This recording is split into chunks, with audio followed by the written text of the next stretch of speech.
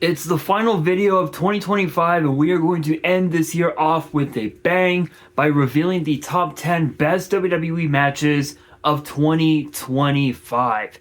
This year has just been a very, very incredible year for WWE. Not only with the partnership of WWE and TNA, but also with WWE's partnership with AAA as well. Which, for those who do not know, the wrestling promotion AAA is a lucha libre promotion dedicated to, well, obviously, lucha libre. And not only that, but we also got the chance to witness history made.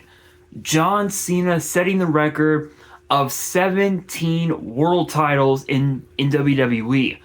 However, when it comes to the matches, there have been quite a few that made a huge impact on WWE, but only 10 made this list. So let's get down straight to it. Kicking things off at number 10 is Ilya Dragunov versus Carmelo Hayes for the United States Championship on SmackDown on December 26th, which was just, well, last week, funny enough. This past Friday on SmackDown, we got to see an instant classic for the United States title. A title that goes all the way back to the 1970s when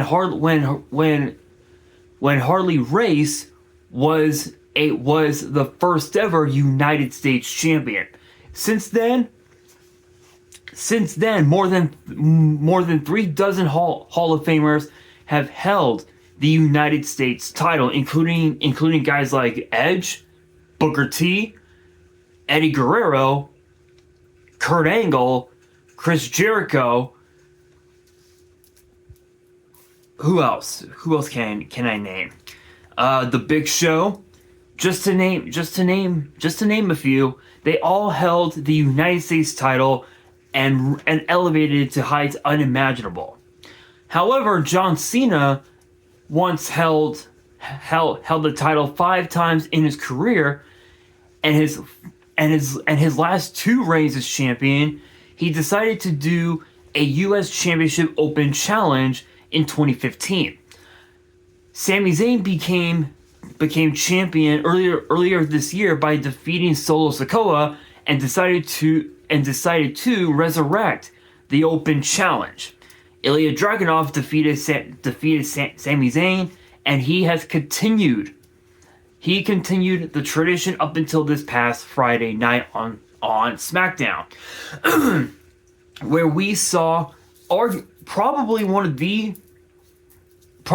most incredible matches that we had ever seen on SmackDown thus far.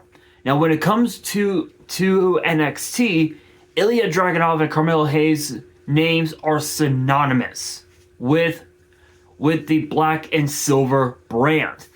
Over time, these two men had battled it out over the NXT Championship, which culminated with Ilya Dragunov becoming champion in the process.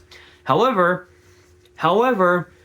recently the rivalry between these two was more mutual respect, and it all culminated with Carmelo Hayes and Ilya Dragunov giving us an instant classic on SmackDown, with Carmelo Hayes becoming the new United States champion. This now ties into the big question of what will be next for the Mad Dragon in 2026. Honestly, anything can happen.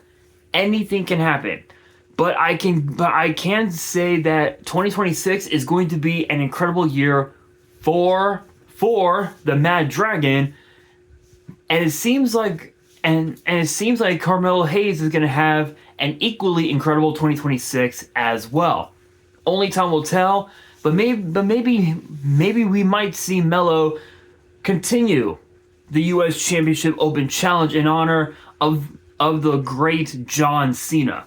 Possible? Absolutely. Is it going to happen? Only one way to find out. But that brings us to the number 9 slot. And speaking of NXT, it was a match for the NXT tag team titles between between Hank and Tank and the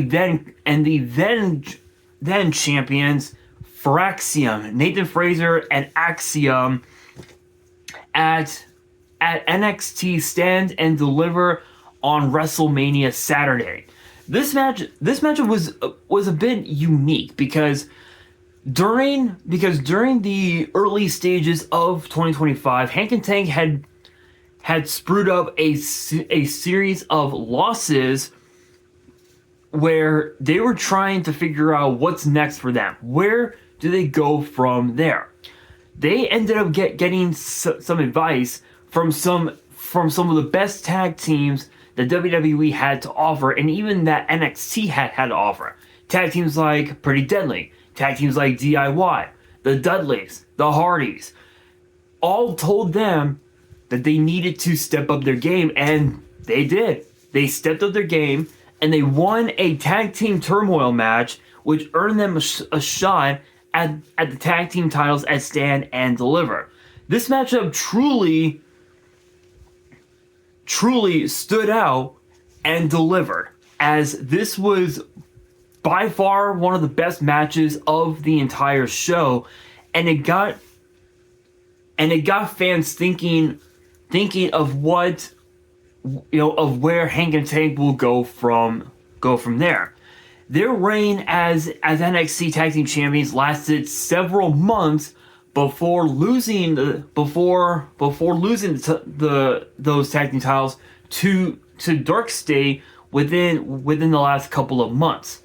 And since then, Hank and Tank they've reamped their charisma, if you will, and they are now the Pro Wrestling Noah Tag Team Champions. I believe GCW.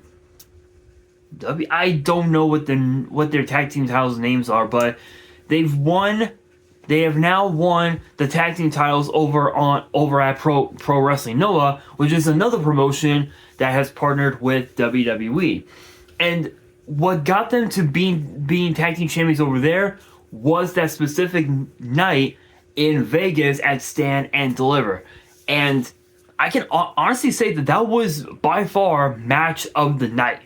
And in my opinion, I feel like that should have been match of the year, because that was such a crazy matchup that truly altered the careers of both Fraxium and Hank and Tank forever.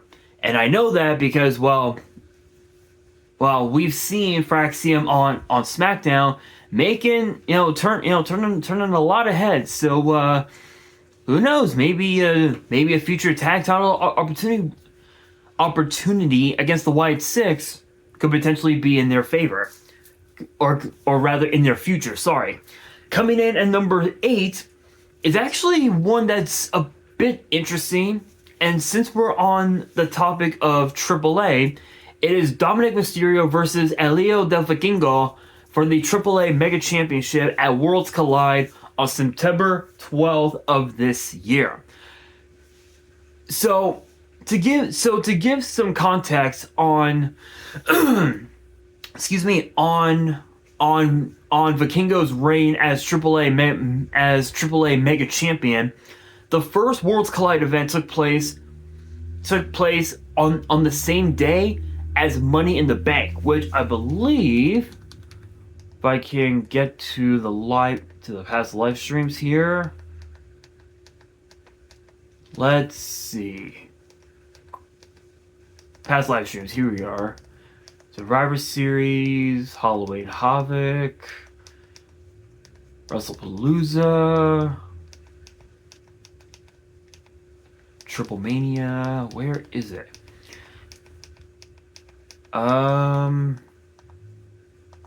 Here we are. So the first Worlds Collide event took place on June 7th of this year. where it was literally on the same day as Money in the Bank, and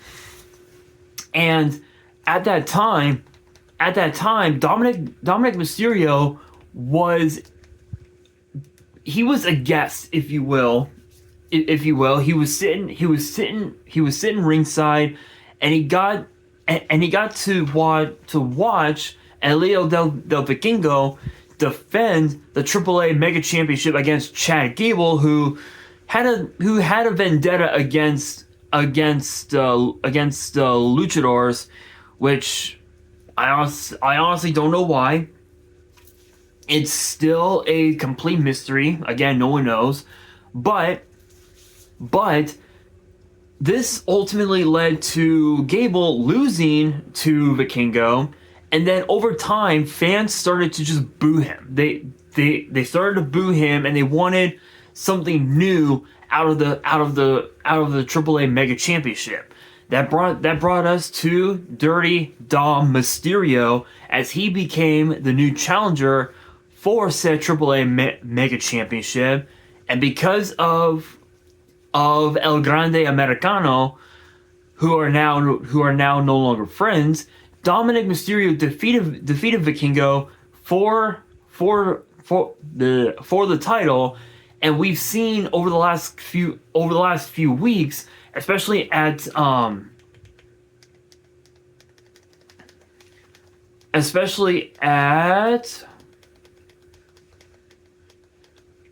both of the, if I can find it, especially at both of the Alianza's shows for that AAA did. The first one was in Mexico City on November 22nd, and then the other one was from Puebla on November 28th. So that was just a few weeks ago. We saw Vikingo turn his back on Dragon Lee, which ultimately led to Vikingo and Dragon Lee having a match at Huera de Titanes on December 20th, which was just a couple weeks ago. So, looking on that alone, right? Looking on that alone, Worlds Collide on September 12th was a huge night because we got to see a brand new champion from, in the form of Dominic Mysterio, and it became magic. It was literally a story told right, because we got to see Dominic Mysterio literally disrespect his father, Rey Mysterio, by getting in his face and telling him, "Hey, you see this? This is the AAA Mega Championship. I just won it. I kicked Vikingo's ass. Put it around my waist." Rey Mysterio was a man of his word, and told Dom that if you win this title, I will put this around your waist, and that's exactly what he did. And we saw at Huera de Titanes that Rey pinned his own son in a tag team match, so one could argue that maybe we might see Rey versus Dom run it back again. Only time will tell. But this match here at Worlds Collide showcased. It was literally the true showcase of what Lucha Libre was all about. Honestly, I would love for both Vikingo and Dirty Dom to run it back. But given the fact that they're both heels, I don't think that's going to happen. But we'll have to wait and see. Coming in at number 7, we go a little bit ways back into 2025 in the form of the Elimination Chamber. Kevin Owens versus Sami Zayn in an unsanctioned match at Elimination Chamber. So to give context on Kevin Owens versus Sami Zayn. This rivalry was always meant to have the mantra of fight fight forever. And this goes all the way back to when they first started wrestling in Montreal. They were teammates. They were rivals in pretty much almost every promotion that they went to, including Ring of Honor and even also NXT. And the weird thing is that they became tag team champions together at WrestleMania 39 by defeating the Usos in what was an instant classic on night one of WrestleMania 39. Since then, Kevin Owens and Sami Zayn kind of went their separate ways for a bit, and this portion of the rivalry kind of had to do with the fact that Sami Zayn had realigned himself with the Bloodline, which led to obviously War Games last year in 2024. And that was what sparked Kevin Owens to just flip the switch and attack Sami Zayn. This ultimately led to Sami Zayn getting hurt, but demanded that he wanted a match with Kevin Owens, and Adam Pearce was like, "Okay, you can have it, but it's not official. It's unsanctioned," meaning that there are no rules. There are no countouts, no disqualifications, and the only way to win is by pinfall or submission, and it has to happen in the ring. And the only thing that the referee can do is count the pin or the submission. That's it. That referee cannot do anything else. And that's exactly what happened. We literally saw probably one of the most heartbreaking matches in WWE history, but it was truly one of the best matches that we saw from that entire card, because of the fact that they had been friends, they've been rivals, teammates, they've won tag team titles together, they've won multiple championships, not just in WWE, but also in Ring of Honor, in their hometown in Montreal, and so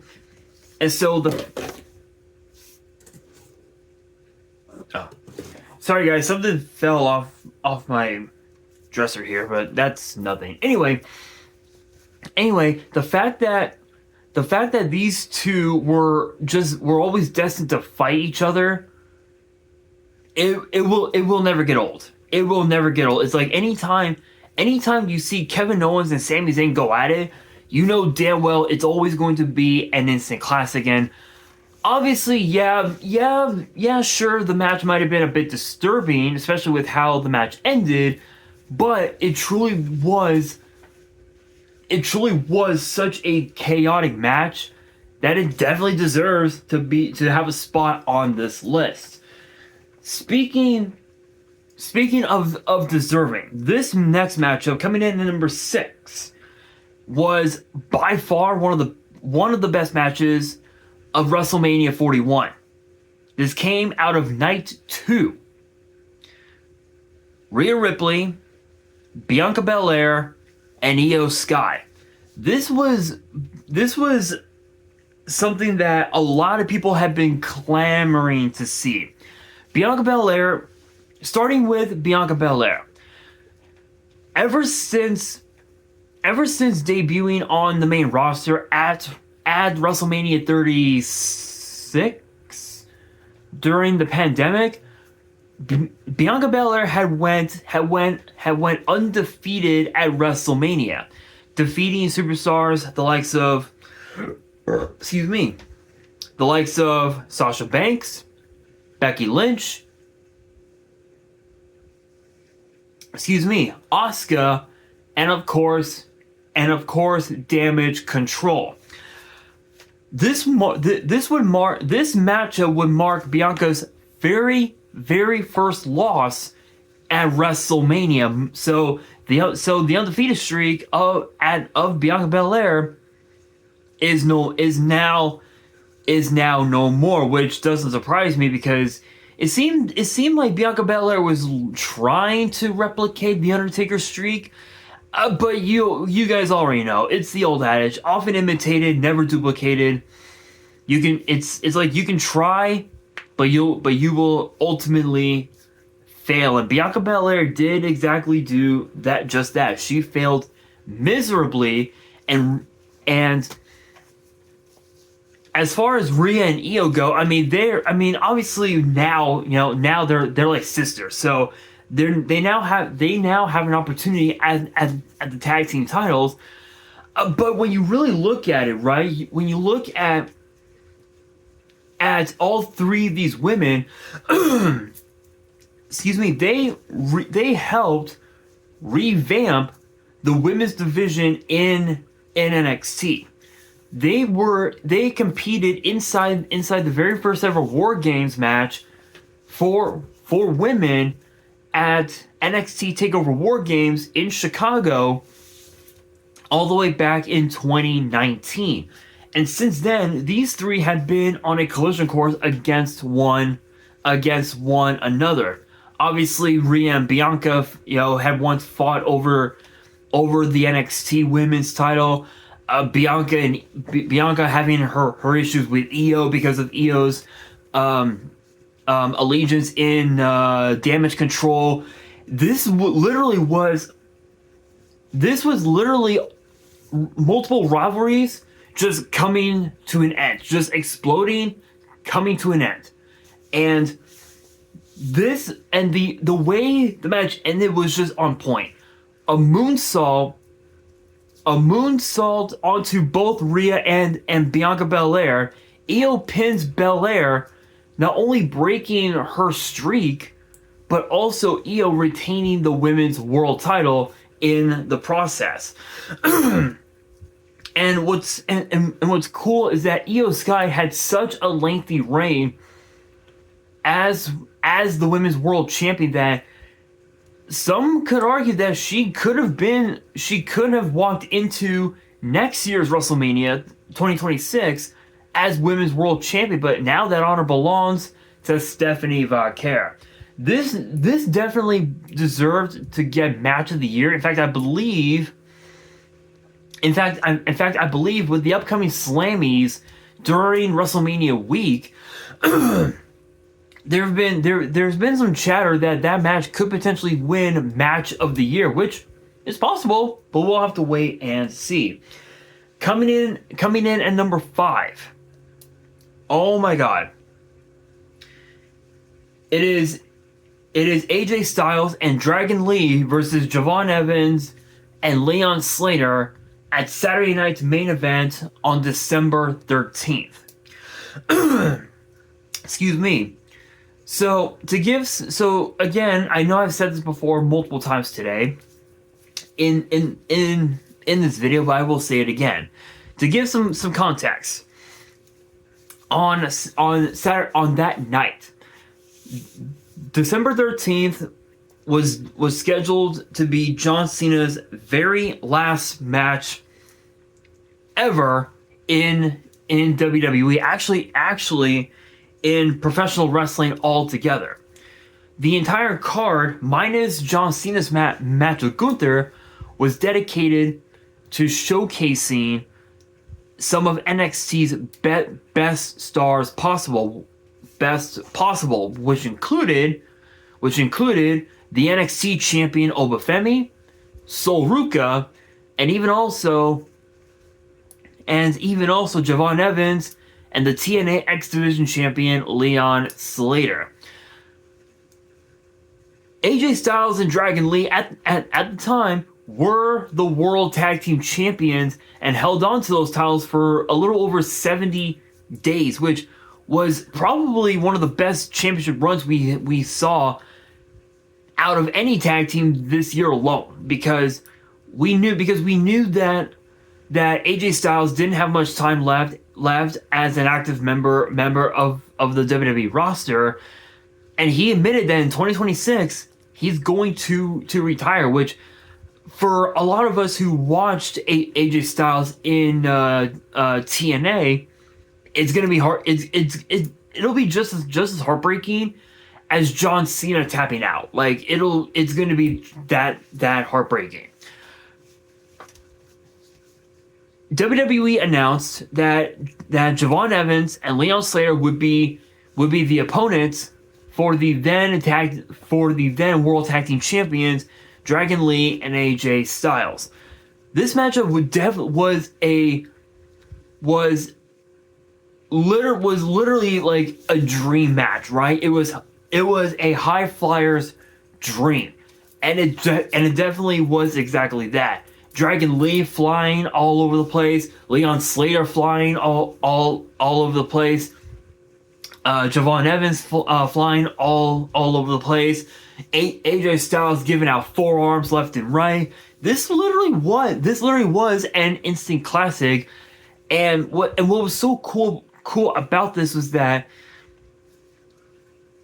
the entire arena in Washington D.C., they were all cheering for both teams because they knew that match was going to be incredible, and it was. It was by far one of the best matches of the night, and I would say that it could have been Cody versus Obafemi, but had it not been for Drew McIntyre, it would have been. But because of Drew McIntyre, it ended in a no contest, and fans are now clamoring for Obafemi and Cody Rhodes to run it back, which honestly, I'm all for it. I am 100% all for Cody and Obafemi running it back at some point in 2026. But to do that, Cody has to get through 3 stages of hell against McIntyre on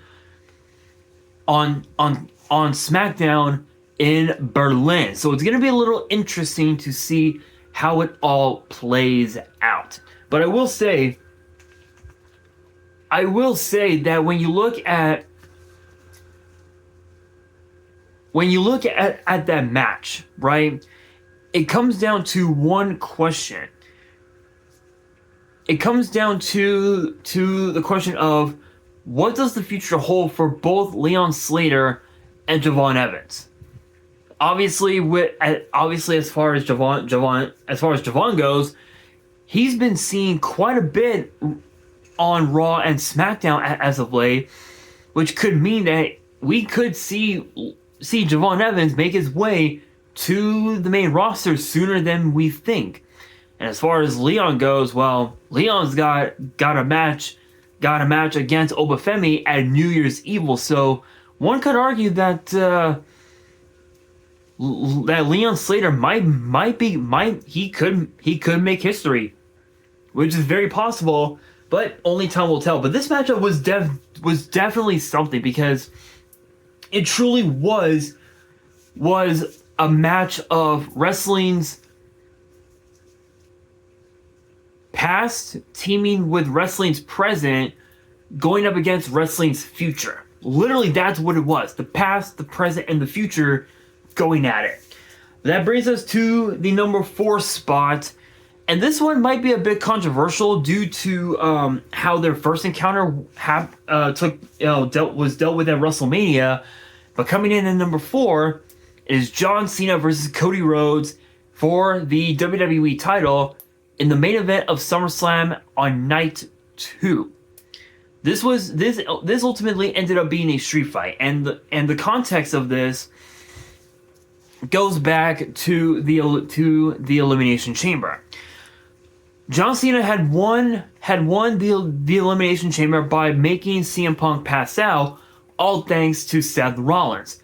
Cody shows up, then The Rock shows up and tells Cody, I want, I want, I want your soul. What's your answer? And Cody was like, I gave my soul to these fans a long time ago. Hey, Rock, go fuck yourself. Literally said that, uncensored, unfiltered, for the entire world to see. John Cena embraced Cody Rhodes, and that face change told the story. With The Rock doing this, and John Cena kicking Cody Rhodes low, which ultimately led to their match at WrestleMania. And because of Travis Scott, John Cena walked out of Vegas the WWE champion for the 17th time in his career. Since then, John Cena had been in the ring as a heel with some of WWE's biggest stars imaginable, including guys like R-Truth, Randy Orton, and Jey Uso in the process. This ultimately led to John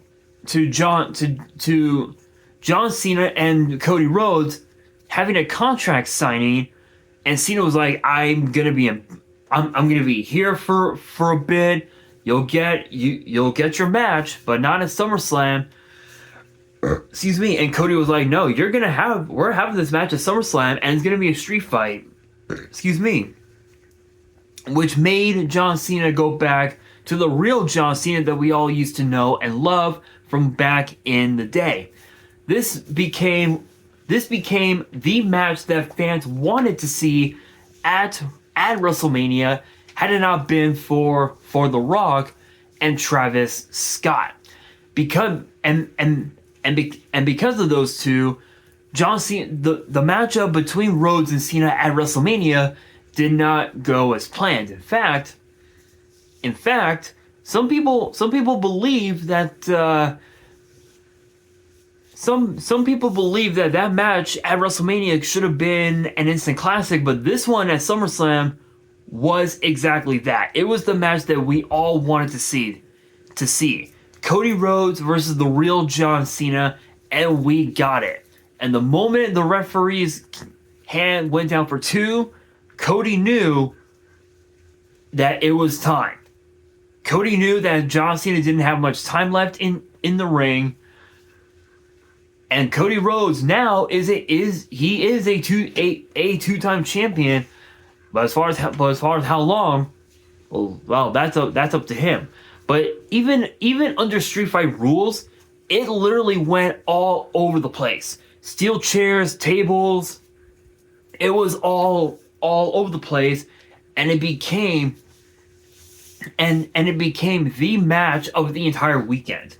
That brings us to the number 3 spot, and since we're going back to WrestleMania, going back to night 1, Roman Reigns, CM Punk, Seth Rollins, arguably one of the biggest triple threat matches in WrestleMania history. This was a clear case of the one question or actually the 2 big questions that everybody wanted answered. Who was the best in the world, and where did Paul Heyman's allegiance lie? Did it lie with CM Punk? Did it lie with Roman Reigns? Or did it lie with Seth Rollins? The final moments of the match, though, might just shock you, because this matchup went all over the place. It literally through the stands of the WWE universe, and it ultimately led to Paul Heyman bringing in a steel chair, but giving it to CM Punk. Low blow to Punk, low blow to Roman Reigns, and hands the chair to Seth Rollins. This was a match that Seth Rollins had to win. The funny thing is, CM Punk didn't need to win he didn't need that win at WrestleMania, and neither did Roman. it was Seth Rollins that needed that win because of the fact that this was the match that would put him back on the right path of going back after the World Heavyweight title, which at that time was held by Jey Uso. So now when you look back on that match, it truly was a crazy matchup. Probably the match that saved WrestleMania Night 1. That was the match that saved Night 1 of WrestleMania. And as far as like what saved Night 2, personally, I think it would have to be the match that came in at number 6, which was the match between Io, Rhea, and Bianca. Both those matches saved the entire weekend, wholeheartedly, and I think this matchup definitely deserves to be put on the number 3 slot. However, the number 2 spot might just shock you. John Cena versus AJ Styles at Crown Jewel. Man, what a fucking matchup, man. I mean, the fact that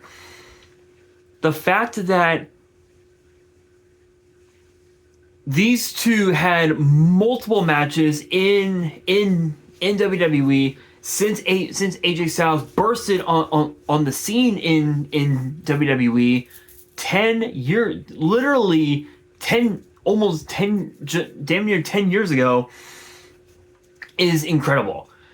And what's cool is that we got to see this matchup one more time before both men ultimately had to or will retire from professional wrestling. And what's even more cool is that in this matchup, John Cena paid tribute to everyone that he had been in the ring with throughout his whole career. Guys like Edge, guys like Randy Orton, guys like The Big Show, The Undertaker, Bray Wyatt, God rest his soul.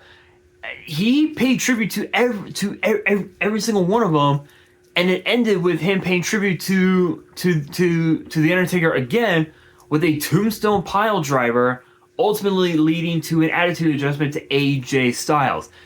Cena even also told the ring announcer Alicia Taylor to address AJ Styles differently. Calling him the true definition of total nonstop action. Obviously the reference of TNA, the undisputed boss of the Bullet Club, the face that runs. Literally, that was what John Cena did out of respect for AJ Styles, and they delivered. They delivered such an instant classic. I believe that matchup. If I can find it, I'm on my Fire Stick right here.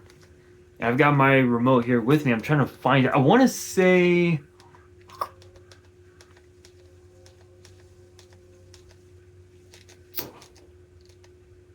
I'm trying to think. I want to say. I want to say the match alone,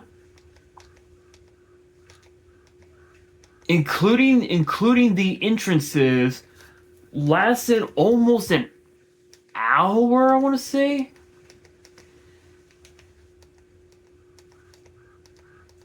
I'm like trying to. Here we are. This lasted just about 40 minutes. Literally lasted just about 40 minutes, including the entrances as well, which was incredible. Come on. Anytime you see a 30-minute classic, you you know damn well it's going to be a 5-star match, and that was exactly that.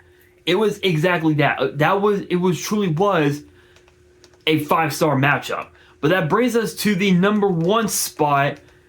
And if I'm being honest here, if I'm being real, this matchup definitely deserves to be on the number 1 spot. And if you guys had not have figured it out, it is Io Sky versus Rhea Ripley for the women's world title at Evolution. And to give a little bit of context with this one, at SummerSlam, we saw this actually took place at Evolution, funny enough. And this was when I believe Io Sky was still champion. So to give some context on this whole thing, right after WrestleMania, Io Sky continued her reign as Women's World Champion. She dominated the Raw Women's Division with an iron fist and had been in the ring with some of the best that WWE had to offer, including women like Bianca Belair, Liv Morgan, Raquel Rodriguez, just to name a few. However, Money in the Bank comes along, and Naomi wins Money in the Bank. She wins the contract, and we fast forward now to Evolution. Io Sky was in need of a challenger for her title for that night, because obviously you guys know Evolution is the all women's premium live event dedicated to, well, women's wrestling. And that matchup was the main event. These two women tore the house down, beating the hell out of each other all over the entire arena at Evolution on the weekend of Saturday night's main event. Just as we were about to find out who would walk out as champion, Naomi shows up, cashes in, and walks out as the Women's World Champion. This matchup became an instant classic, because anytime you see Io Sky in a match, you know it is always going to be an instant classic, and that's literally what it was. That's literally what it was. It was an instant classic, and fans always wondered what would be next for those three ladies moving forward.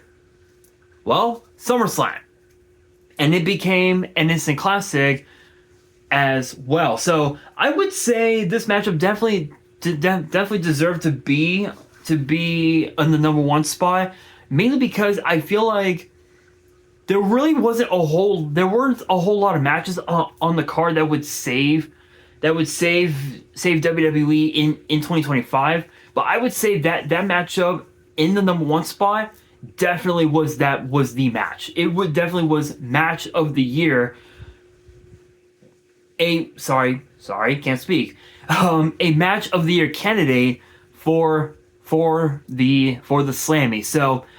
So with that being said, let me know down in the comments below what match you believe was match of the year, and what matches do you believe should have been put on this top 10 list. So let me know down in the comments below, and that will do it for today's video. Hopefully you guys enjoyed. If you did, make sure you guys smash that thumbs up button. If you guys are new to the channel and you guys want more top 10 videos in the future, then be sure to subscribe to the channel, turn on the notification bell, and as always, make sure you guys are following me on all of my social media. All of my ads will be in the description below, as will the info to my fan mail. It will also be in the description as well.